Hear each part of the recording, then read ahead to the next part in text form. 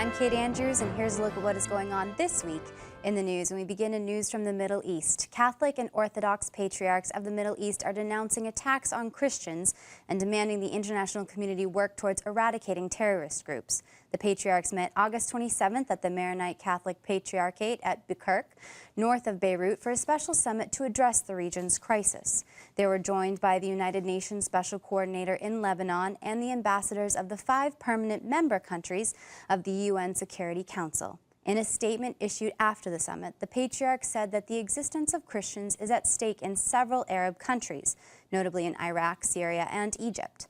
They also called for a fatwa, which is an Islamic religious ruling that forbids attacks against others. The prelates stressed the need for cutting off the sources of terrorism and called on the world's major powers to deprive extremist groups such as ISIS of resources by compelling countries to stop supporting them. Last week, Cardinal Fernando Filoni returned from Iraq, where he witnessed firsthand what people are enduring under Islamic militant rule. Rome Reports has more. Cardinal Fernando Filoni personally saw what minorities are facing under the persecution of the Islamic State. Now back in Rome, the Pope's personal envoy shared what he saw and what could be done to help. They told me what they felt in their hearts, and I shared those accounts with Pope Francis. I was able to see what they saw, from the challenges to the suffering. As the Pope's personal envoy to Iraq, Filoni says the Pope didn't want his visit to be a diplomatic mission, but rather a humanitarian and spiritual one. He listened to different accounts of those who were forced out of their homes from one day to the next.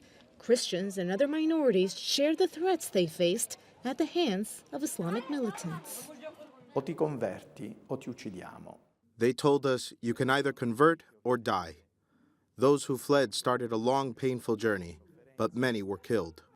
Amid all the tragedy and pain, there are also accounts of local churches opening their doors and people helping out with logistics in refugee camps. Con una temperatura del genere non ci sono bagni. In those type of temperatures, there were no bathrooms or showers.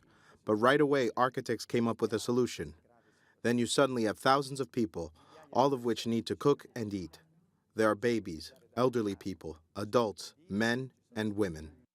Filoni's main mission was to express the Pope's solidarity with persecuted minorities and also to ask the international community for concrete action, including assistance for the thousands of displaced and the right to go back to their villages and homes without the risk of being attacked.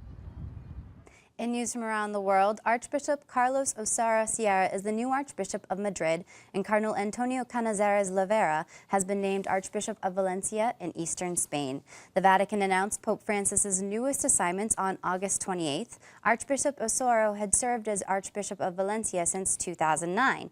To replace him there, Cardinal Canizares leaves his job as Prefect of the Congregation for Divine Worship and the Sacraments. Archbishop Osoro studied at the Pontifical University of Salamanca. He was appointed Archbishop of Orense in 1996 and Archbishop of Oviedo in 2002 before Pope Benedict XVI moved him to Valencia.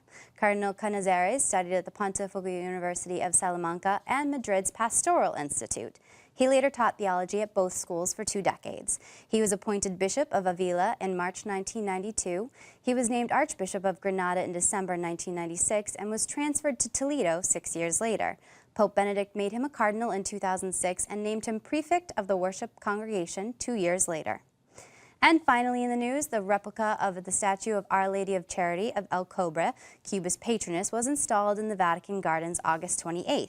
The small statue was blessed during a special ceremony. The president of the Cuban Bishops' Conference came for the installation, along with several other bishops from Cuba. The original statue is housed in a shrine in Santiago, Cuba. She is the spiritual mother of Cuba and a symbol of national identity. The story of Cuba's patroness dates back to 1608, when 3 people looking for salt after a storm in El Cobre found a statue floating in the water that had survived a shipwreck. The statue was attached to a wooden plank which identified it as Our Lady of Charity. It depicts Mary holding the baby Jesus on her left arm and a cross in her right hand. In 1915, Cuban veterans of the Spanish-American War, in which Cuba gained its independence from Spain, wrote Pope Benedict XV to declare Our Lady of Charity as Cuba's patroness. A year later, the Pope granted the request.